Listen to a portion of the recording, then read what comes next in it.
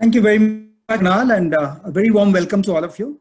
I mean, we have close to 600 people registered for the evening, and we are truly delighted because clearly it shows the extent of interest, not only in the social sector, but the opportunity to scale something which I think is critical for our country and, of course, the world.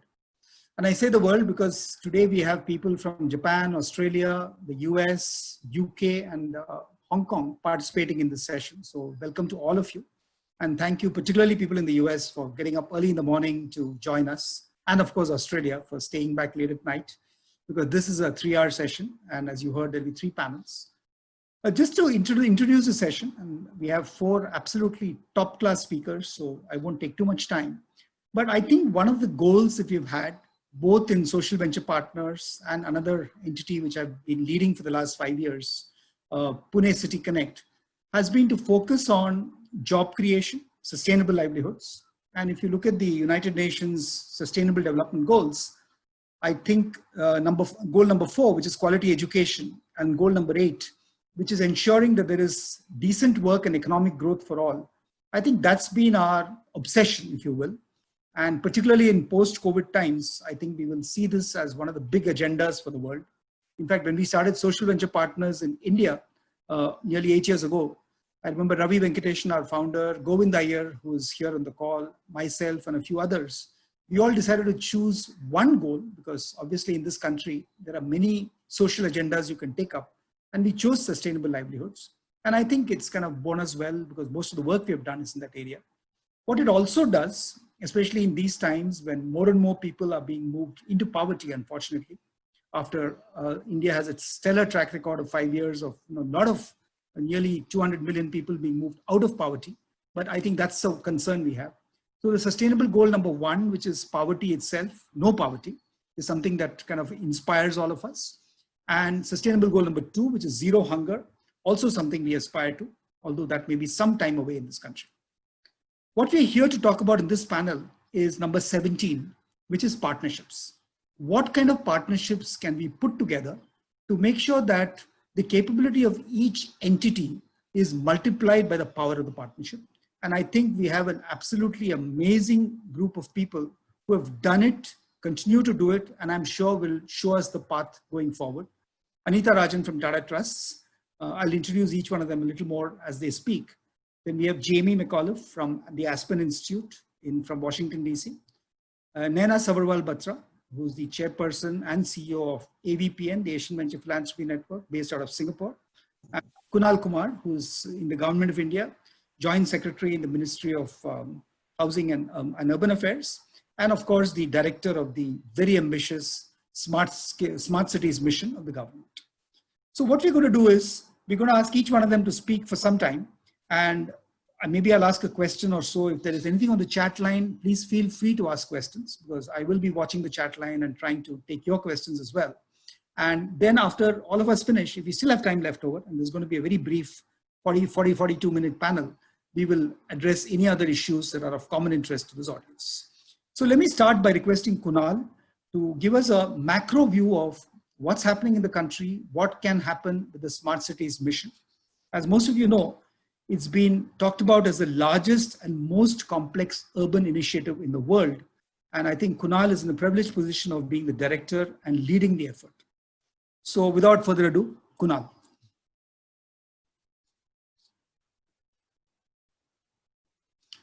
Kunal, you're on mute.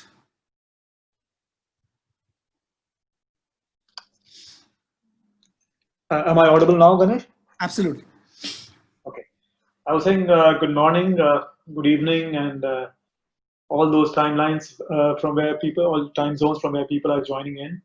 Very warm thank you to Ganesh and team, and of course the organizers for this conference. Confluence of ideas, that's what cities are all about. And I've been fortunate to work with some of you in the past, so I'm very happy to be part of this panel and contribute whatever little I can to this discussion. Ganesh did mention that I lead the Smart Cities mission. And we've looked at cities across the world, and just because all of us are from different parts of the world, all of us understand that every country has seen pretty much different trajectories of how cities have evolved. And most often we tend to think of things as linear. So there's a less developed world, there's a developing world, and there's a developed world. And it seems like the less developed over time has to morph into the developing, and the developing has to morph into the developed. I think the learning that we have when we see across board that we have information and data and things like technology, which opens up to so many different frontiers. It doesn't really seem that linear. The trajectories can be different, and that's what we see essentially in how cities are evolving across the world, and especially because now, I think over the next 2 decades, if you see all the data clearly, the evolution of cities and urbanization is mostly going to happen in India and Africa, and largely of the 100% that will happen, 50% is going to probably happen in India and Nigeria, and around 90% of all urbanization is going to happen in India and Africa. So, even if it's not linear, the three broad phases in which cities are evolving, and we see those phases in our context also. One, of course, is the first phase, which is, we can call it the magnet or the people phase, where some kind of economic rationale brings people together in a certain area. The second, of course, is the production phase, or the phase where the city builds itself, and economic activity kicks off, it thrives. A lot of our cities have seen that phase. Pune, where I was working, all of a sudden exploded after 2000. Bangalore has exploded, and then there's so many other cities which have actually gone bigger and bigger, and with more and more economic activity over time. Then the third phase, which broadly you can see in cities evolution, is basically the productivity phase, where once you're done with infrastructure and economic growth of a certain kind, you move into building efficiency, creating shared economy, and improving how cities become more productive. The challenge in India is on all these fronts. Some cities are in the people phase, some cities are in the production phase, some cities are trying to move towards the productivity phase. And the smart cities mission has to be seen in that perspective. And some of you will be startled to see, and maybe if there's someone who's from China on the call would say, well, what is the government of India even doing in the business of cities? It should be left to the cities themselves. History, political evolution, systems evolution, all that does matter. And here we are, where we have kind of a mixed polity. It's a federal system. Cities have powers which are greater than what they used to have about 50 years back. States largely are responsible for urban development, and the government of India has enough role to play, and that's where the smart cities mission, which is a kind of a smart cities mission is basically, if you look at the umbrella of things, there are multiple different programs which are running, catering to livelihoods, catering to housing, catering to water, solid waste management, and things like that. And so smart cities mission basically cuts across all the three layers, where you're not only working on the people aspect of things, you're working on improving governance, service delivery, improving basic infrastructure and services, and also improving the productivity layer, where you're getting the efficiency, you're getting infusion of technology, use of data science for evidence-based planning, and so on and so forth. So it's quite complex in that way. When Ganesh said that it's a complex mission, it's quite complex because if you ask, if I ask someone the way I asked last year when I was in Amsterdam for a meeting, what does a smart city mean to you? And the one-line response that you get is, smart city is a city which uses technology to better lives of citizens. And that's pretty much the answer you get in many European cities. But ask something like that in India, it cuts across so many things, you really can't probably encapsulate in one line. Essentially, the philosophy is multifold. One, of course, is that you want to get more out of less. So you want to optimize, you want to build GDP, yes, but you want to build GDP with better energy efficiency, low GHG emissions. You want to build with lesser resources. You want to impact more people. You want to build future-ready infrastructure. You want to do sustainable development. And sustainable development is not something which is very much in the 30,000 feet. The next street light you deploy, the next stormwater drainage system you build, or the next path you open up, all contribute to in some way to the sustainable development agenda. So it is here that we have to think about smart cities as a multi-sectoral, multi-dimensional, multi-layered program. And cities, when they're in the building phase, like most cities in India are, they need human capital. And a lot of initiatives are also being done on education, on health, on skilling, and so on and so forth. Size-wise, the Smart Cities Mission is a $30 billion kind of program for 5 years, 7 years. And close to $18 billion of works are going on in all these 100 cities. And now we see smart cities as a software.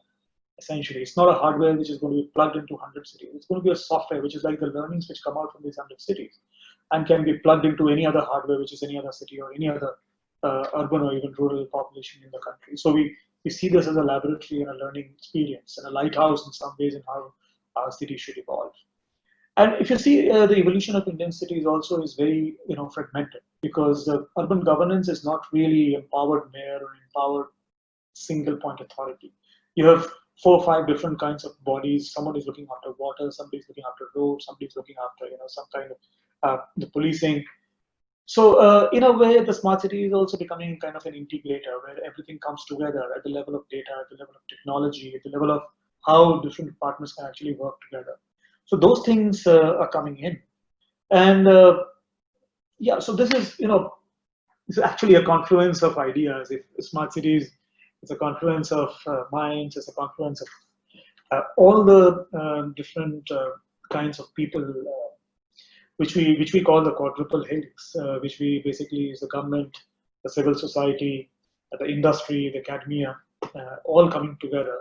And it's a large collaborative effort built around the foundations of innovation and trying to improve livability, economic ability, and sustainability in our cities. On the social front, there's a lot happening in education. There's a lot happening on health, a lot happening on scaling, a lot happening on empowerment of communities. And by the way, there's no mandate. These are being innovated in different cities. So Bangalore is doing something very different than what Pune is doing. It's very different from what is happening in Bhopal. I can speak from experience. When I was in Pune as a municipal commissioner before I came to Delhi, so we were working with this group, which Ganesh is also part of, and Ruchi is part of, which is Pune City Connect. And we've worked on multiple different areas, and I could visibly see the potential that civil society engagement and collaboration brings. So we could make useful contributions to municipal schools, improving the learning outcomes in municipal schools. We could do useful contributions to cleanliness. We could do very good contributions. In fact, the innovation that came out, Lighthouse, what we call the lighthouses in Pune, I think there's 7 of them, 8 of them, which you will know the right figure, correct me if I'm wrong. These have become, trailblazers in the way we look at skilling and the way we look at humane ways of engaging with youth more than anything else. And I always used to feel, if you see the smartness that exists in slums, in the youth who are there in slums, low income neighborhoods, I used to think, just give them a broadband connection and maybe a laptop, and they could probably create the next Google or Apple of the world. There's such phenomenal talent which is there. So I think the digital literacy campaign that we started and things like that. So the point I'm making is there's a lot of work which can happen through philanthropies. The work which we did through Pune City Connect, I think now has phenomenal need in many other cities. A lot of cities are contacting us. A lot of cities are probably asking PCC to do it. And I think we're in the process of signing a memorandum of understanding at the national level with the Pune City Connect to scale it up in multiple different cities. So there's a lot going on, and I think over time these things will require a lot of build-up of collaboration. It's not going to happen only through few entities, and therefore our initiative here in Government of India, our support is and our endeavor is to amplify and to aggregate and to bring about greater collaboration going forward. so that we can scale up. And when I say scale up, it's not a linear scale up, which I'm interested in, or nobody is interested in actually. So what's happened in Pune should go to 100 cities. The scale up is like what's happened in Pune is in Pune's context. We understand the other context and we scale it up there. So it's not a linear scale up, but it's a modular scale up where certain modules are picked up which are contextually relevant to this new context and can be adapted. And we would be happy to work with phenomenal people who exist in the ecosystem. We continuously keep engaging with newer and newer people. Fascinating to work with such brilliant minds. And so this is a great platform for me to be talking to some of you who are doing exceptional work in your own areas across the world. And I look forward to working with you and maybe collaborating on certain brilliant initiatives like this, which can really bring meaningful change in the lives of people and help us, contribute towards the meeting of the Sustainable Development Goals. So thank you so much, Ganesh, and everyone on the call for having invited me and making me a part of this discussion. Thank you.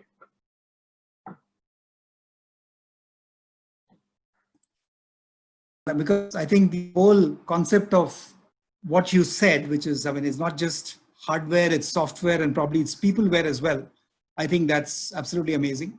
And that's really something that we are all aspiring to see happen in our country. So that's amazing. Let me move to Naina. Naina, as I mentioned earlier, is the chairperson and CEO of AVPN. AVPN, of course, belies the name now because it's no longer just venture philanthropy, but it's become the leading voice and the leading aggregator of the social sector, social funder ecosystem across Asia. So we are very privileged to have Naina here. And then Naina herself, of course, in 2019 was voted as one of Asia's top sustainability superwomen. So I'm delighted, Naina, that we have a superwoman like you on our panel. So all yours. Thank you, Ganesh. Good evening, everyone. And thank you for inviting me again to speak at the SVP India Global Summit. I'm really glad that you've pressed on with this flagship event of yours virtually in these ever-changing times. Since COVID-19 struck, we have all learned a new set of vocabulary that starts with saying, you're on mute, but going beyond that to catchphrases like build back better, a new normal, unprecedented times. All of these have actually helped unite us, not only to make sense of the changes around us, but also to provide a kind of shared language that says we are in this together. I was asked to speak about scaling social impact. And to me, this is also a common phrase we hear in the development sector. And I feel more often than not, it has been very overused. So what does scaling social impact tangibly mean? And how can we concretely achieve that at AVPN? At AVPN, Ganesh was very kind to use a lot of very positive adjectives. And, I want to also, in the interest of all transparency, say that he is on my board. So thank you for that. So at AVPN, funders and resource providers approach us to learn how to be more impactful by deploying their capital more effectively towards causes that actually matter to them and to the region.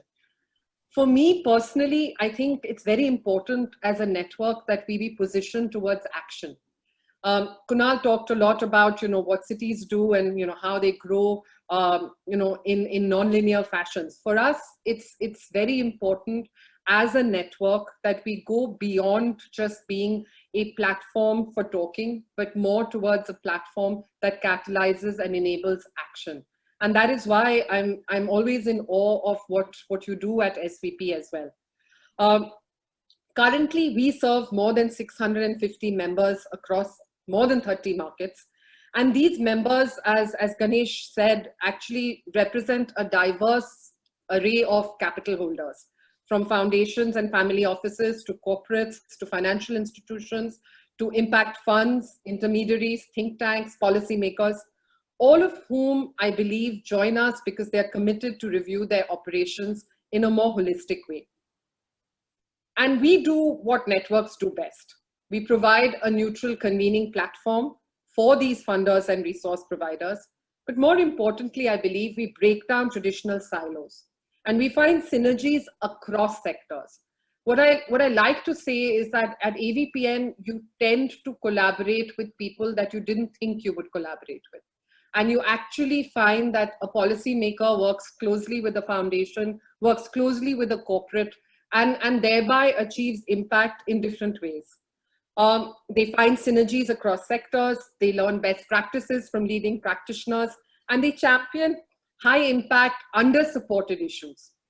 So in other words, what I'd like to think is we bring people closer together so that isolated stakeholders no longer recreate the wheel and incite unintended funding.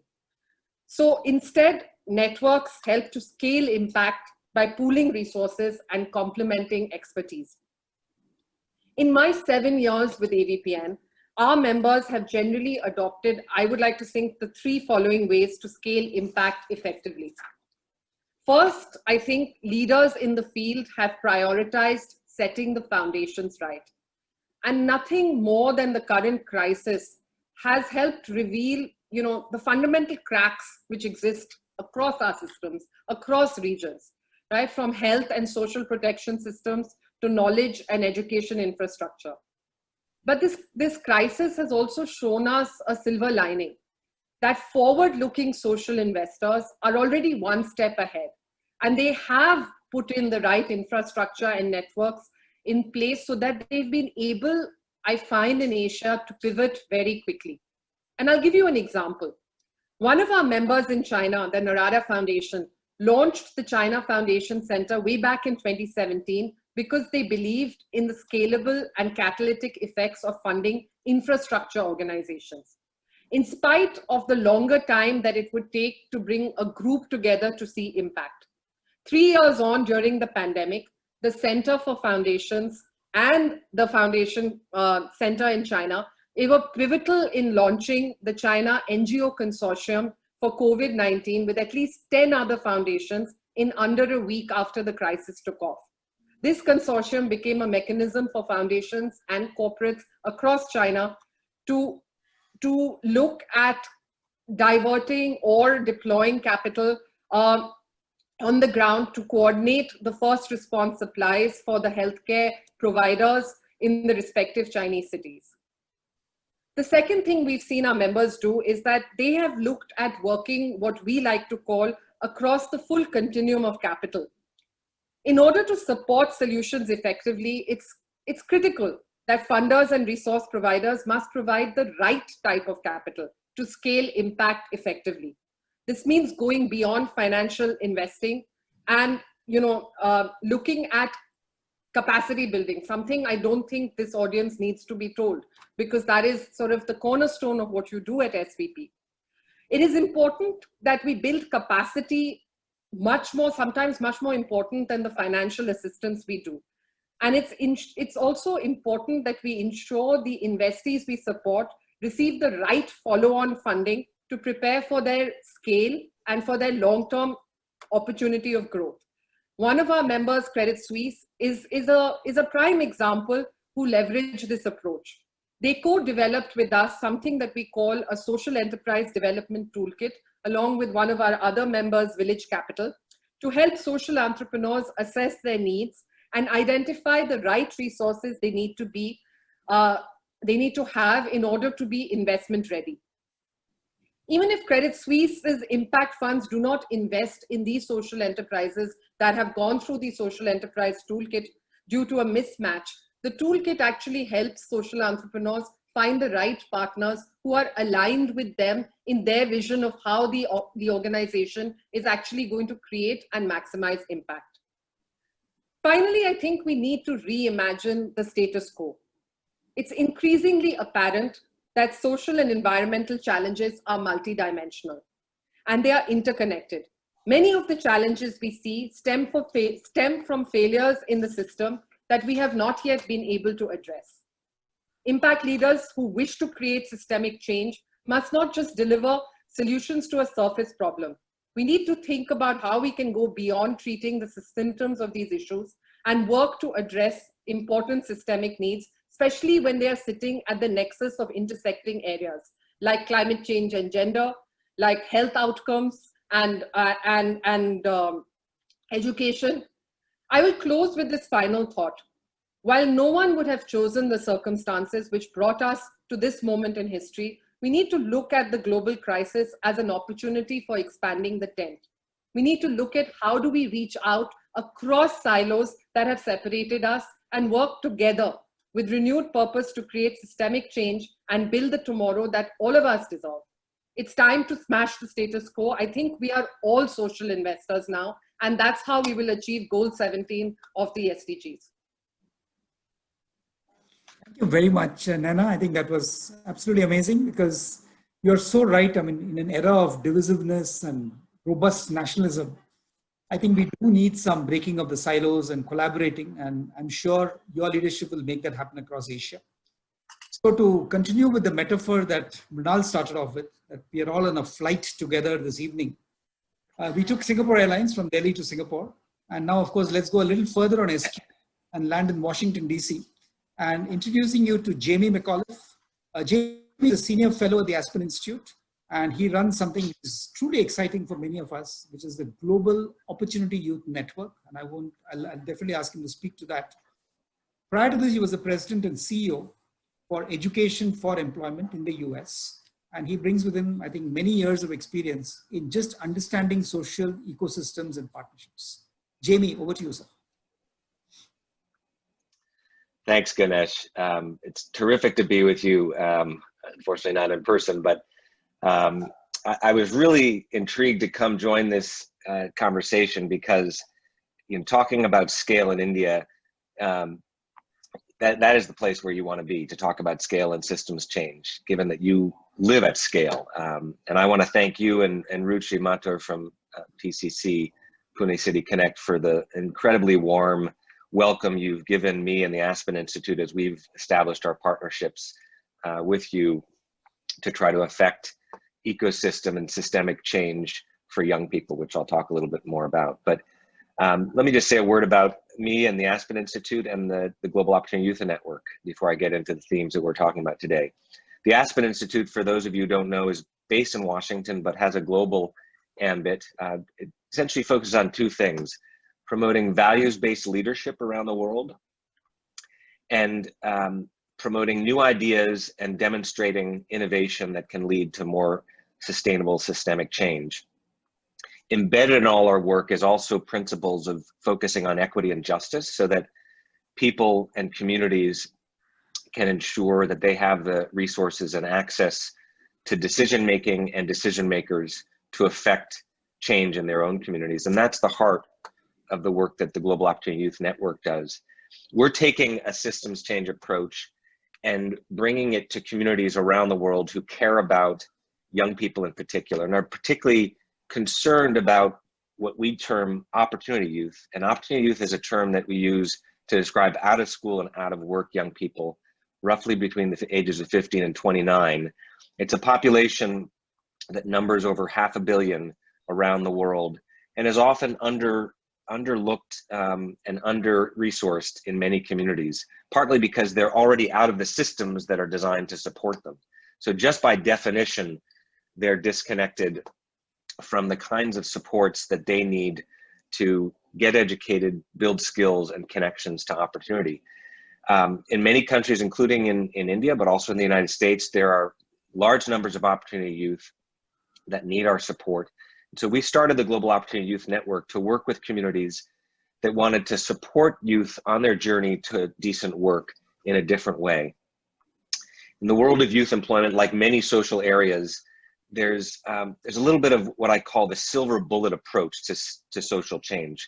That is, there's the sense that there's this new model or there's another skilling program or another educational program that will suddenly transform the lives of thousands, if not hundreds of thousands of young people. But as we know, problems like youth employment are not single problems. They have multiple dynamics in terms of the young people themselves and the barriers that many young people who come from particularly vulnerable circumstances have to overcome. And then the market dynamics are often very different. And in addition to what I term the silver bullet approach to youth employment, the other dynamic we found in many places is that a lot of the work and effort to focus on changes that will affect young people happen at the national level, but are not necessarily rooted in the realities of local ecosystems. And so the work that's happening in Pune, the work that Kunal is promoting with the Smart Cities Initiative is very aligned with how we think about where social change really happens. So the Global Opportunity Youth Network focuses on particular communities, mostly cities, but some rural areas. We bring together community leaders from the government, business, and nonprofit sector, and we bring them into collaboratives that will work over time. And I'm not talking about just project collaboratives that will work for 2 or 3 years. We talk about building collaborative infrastructure. So groups of institutions and people who are going to dedicate themselves to the issue of addressing youth employment in their city. And these opportunity youth collaboratives, as we term them, are set up. They're supported by a very strong and detailed analysis of the ecosystem based on data and what's working in the system, but where there are also gaps. And then they chart a shared agenda and a shared set of goals that the Opportunity Youth Collaborative will work on over time. And the advantage of having a collaborative is not just bringing together multi-stakeholder leaders who are working from their different viewpoints to address the problem, but it also makes sure that it's building on what already exists. Our premise is that a lot of the solutions already exist in many communities. Pune, I think the analysis we did, there are hundreds of nonprofits and skilling programs. There are amazing government initiatives. There are businesses who are desperate to hire talented, skilled young people. But what's not happening is those groups are not necessarily coming together and having a common understanding of the kinds of pathways that young people will take to build skills, connect to opportunity, and move on with their life. Organizations like PCC, which is our, what we call our anchor or host in Pune, are modeling this multi-sector collaborative approach with partners like Tata Strive, who we're going to hear from in a second. And the work already has shown what a difference it can make when you bring people together in a very intentional collaborative way. And I want to mention 2 other things that I think are from our experience, a benefit of this kind of collaborative approach. Number one, it breaks down power barriers. So many projects and initiatives are often designed from the top. Funders come in, international donors come in, they have an idea, they find partners to implement their vision. They don't necessarily engage the community and find out what they want. In our world, young people are often not asked, what are the problems or the barriers that you see in your own lives and the lives of your peers? So we're trying to break down those barriers by bringing young people into the conversation to be true problem solvers and owners of their own destiny, their own agency. Bring community leaders from the community who know the problems of their communities to be part of that collaborative and shape the work. And it really depends on a leader in the community that has that ability to convene and break down silos among institutions. And that's what Ruchi and Ganesh and Pune City Connect are modeling. And what we hope, I was very pleased to hear Kunal say that he's interested to see how the PCC approach and the interventions that have been so successful, like the Lighthouse, might influence other cities in the amazing Smart Cities Network. We also, by the way, I want to make sure I mention that the other community that we're working in India is in Ramgarh district in Jharkhand state. Very different circumstance. And it also illustrates why it's so important to focus on local communities, because the issues related to youth employment and jobs for young people in Ramgarh are at a whole different level from Pune. I don't need to tell the audience that, you know, a place like Ramgarh, 90% of young, I think the data showed that there were roughly 250,000 opportunity youth, young people who were out of school and out of work, and only 11,000 new formal sector jobs being created every year. So that huge gap can't be addressed by just another skilling program for a formal sector job. It has to be a whole host of other creative solutions that go into entrepreneurship and micro business, creating incentives for young people to become agro-entrepreneurs so they'll stay in their community and work with smallholder farmers to increase productivity, bring technology solutions to drive livelihoods. It's a whole different set of things. And again, in Ramgarh, we're bringing together a collaboration of institutions. Tata Strive is also involved there to really accelerate change in that community. So those are just two examples, and I'll just end because I know we want to move on to other speakers and questions and answers. But I wanted to give you a sense of how this ties together at the global level. We're building this community of partners in India, Colombia, Brazil, South Africa, Senegal, Kenya, partly because we believe that also these community-led efforts involving young people and involving community leaders, modeling ecosystem approaches to addressing the crisis of youth unemployment will draw lessons that can be shared with a much broader audience. And that's partly the responsibility we feel at the Aspen Institute, is to bring the stories of young people and partners in India and other places to other fora of leaders who are working on issues of global youth unemployment, whether that's at the World Bank or the UN or another fora. To your point at the beginning of this talk, Ganesh, we are also very motivated to help work with communities to accelerate the goal 8, decent work for youth in particular, through 2030, so we can see some tremendous progress between now and then with young people who basically are our future workforce and the future of our communities. So maybe I'll wrap there, and I'm happy to take questions later. Thanks for inviting me. No, thank you very much, Jamie. And I think, one thing I've learned from you over the last couple of years is that, what you just said, that solutions have to be defined by youth for youth. We can't treat youth as beneficiaries, but they have to be, as you said, have the agency to solve the problem. So that's absolutely an amazing moment of epiphany for many of us who are on this call. So let me get back onto our flight. We traveled Singapore Airlines to Washington, DC. Now let's take Air India back to our country, right here in Mumbai. Of course, I think Anita is right now in Pune, but nevertheless, Anita, as most of you know Anita, because she's been with the Tata Group for 18 years and in a 30-year professional career. And currently the CEO of Tata Strive. And Tata Strive, as again, many of us know, is the skills arm of the Tata Trusts, which is probably one of the largest philanthropic organizations in our country. So Anita, over to you. Thank you, Ganesh, and thank you for the opportunity to participate in this discussion, which brings people with so many rich and varied experiences across the world. And so for those of you who perhaps haven't heard of Tata Strive, we are in the business of partnering with young people to provide gainful livelihood. So livelihoods is the end purpose of what we do. And when we started about 5 years ago, it was a very ambitious vision of impacting 1 million people by 2022, and I'm very happy to share that we are almost halfway there, and we will most certainly meet our vision. But what is it that we really do, and how has that been possible? As all of you know, this whole business of livelihood is enabling young people to gainful livelihood is a very complex thing. It involves parents, it involves regulatory environment, it involves governments, it involves young people and their own aspirations. So it's a very complex, multi-layered issue to deal with. And therefore, by nature, I think it's something that demands collaboration and demands a sensitivity to what is needed locally. And I can't agree with Jamie more about one solution not working in another place. You have to learn and modular scale, to use Kunal's terminology. And that's why scaling has been a challenge. So in India, we have a whole lot of islands of excellence, but I think scaling up in this area of skill development has been a big challenge.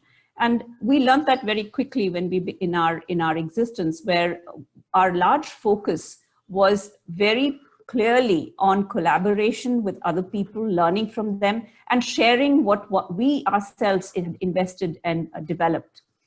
So from that perspective, Tata Strive's vision was to participate in three ways.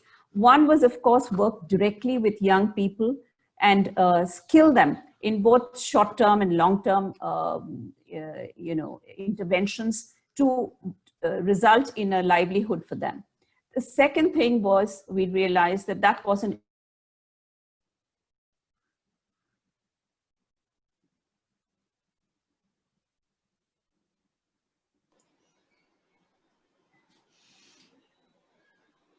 enough. This was low-hanging fruit. It was the easy, it had given us access to a whole lot, which has played a big role in our ability to, achieve what we have.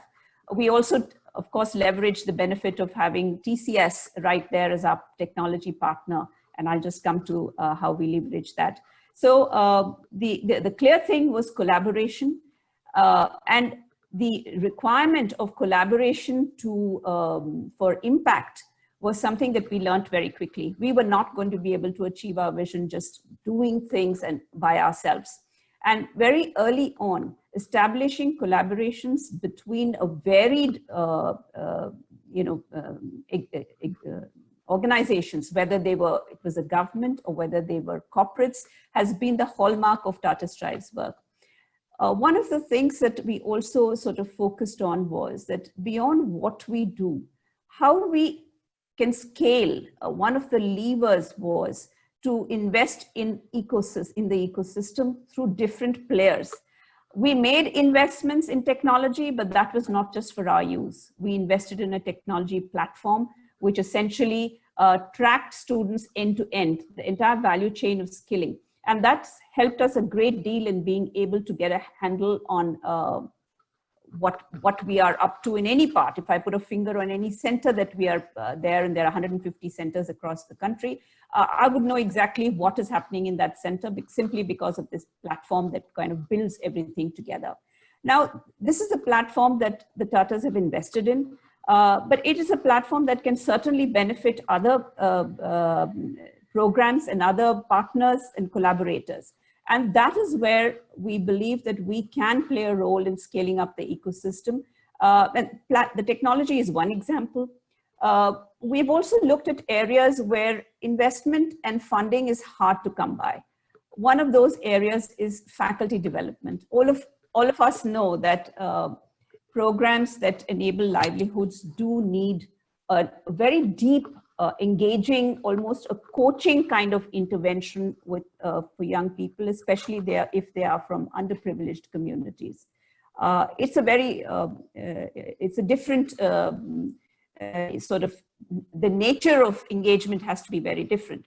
Now, the investment in empowering the faculty actually is hard to come by. If you see the CSR funds, most people are driving numbers and impact. And that kind of patient funding or deep understanding of what is needed is hard to come by. And therefore, we decided that this is something that we are going to invest in. And we have created programs for training of faculty and building their skills, creating coaches and mentors of the faculty. And this is a program that we offer even to NSTC and to all collaborators, to say that we are happy to share what we have learned in our journey with others. Another area is and that is relevant to the COVID times, is this whole digital drive. Within about a month and a half of the realization that COVID is going to be a long haul, we moved into an intensive digitization phase. And it certainly helped that we were technology focused right from the start. Building programs which involved blended learning, where young people could continue their learning journey through their smartphones or through digital connects, made it possible for us to very quickly reconnect with learners and help them continue on their learning pathways. So it's a big investment to make in converting. It's not just moving from a face-to-face format to an online mode, but it's an investment in thinking through how blended learning is best suited and best adapted to today's times. And that's an investment we've made. And this is again an asset that is available to in the programs that we partner with, and Pune City Connect is one that we're particularly proud of in partnering with, and we are happy to share these. So when we're talking about scaling the ecosystem, I think that bringing players with complementary understanding, complementary skill sets, assets that don't need to be reinvented by other players is the nature of the success of scaling the ecosystem. And one final thing that I'd also like to say is in terms of funding. I think there has to be a lot more creativity in the manner in which funding for such programs happen. We are actively exploring DIBs, that's development impact bonds, to bring interested social investors together into programs which can then help build scale. Because in a country like ours, where resources are limited, funds are limited, I think we have to find smarter ways of bringing people together, bringing assets together, so that the return on investment of our collective effort and collective invest is far higher than what any of us can do on our own. And I'd like to actually stop here and step back, and with one final conclusion that, when I think about scaling in the ecosystem, I'm reminded of one of my favorite books by Malcolm Gladwell called Tipping Point, and where I think it's the sweet spot where all our efforts have to come together when something magical can happen, and scale of, sort across this country will be visible. And I hope I see it in my lifetime, instead of us living in a sort of false vision of islands of excellence. We are all doing great work, but it hasn't really scaled up across the country. So I'd really like to see that scale. Thank you. Thank you, Anita. That was absolutely fantastic. And I think, you made some very, very important points on scale. We're totally out of time, but I'm tempted to ask one question and ask each one of you to just give a 20-second response. And this question actually comes from our advisor to social venture partners for the last 3 years, Arun Maira, who was, of course, very well known from his days in BCG and, of course, as a member of the Planning Commission in the Indian government. And Arun asked a very interesting question, which says that, look, in our obsession or in our need to measure scale, are we losing the depth of work that we could do? So is scope being victimized by scale? Any quick thoughts on that? Jamie, what do you think? I think it's an excellent question. I hate to talk about scale without marrying it with impact. So you can't, if you talk simply about scale and numbers, I mean, in my world, we used to joke when I was running an employment agency that, we could put up training videos on Facebook or whatever and get 1 million hits, and that would be scale, right? Would 1 million lives actually be transformed because of the work we did and have real impact and long-term earnings and livelihoods? No. So I think that's my quick answer, is you've got to marry the two and make sure you're scaling with impact, and being able to measure that obviously with good data research. Naina, any thoughts from your side? I mean, with all the philanthropy work you do, is scale an enemy of scope? Yeah, I think so. I think we get too obsessed with scale and numbers, and we lose why we're doing it in the first place. So my thing is always that, what do you really want to achieve, and scale will follow. If you are trying to achieve what you want to do, if you stick to scope, scale can follow after that. Anita? Yeah, I'd like to say that, well, for Tata Strive, one of the mantras that we've had is that we will grow, there will be scale, but with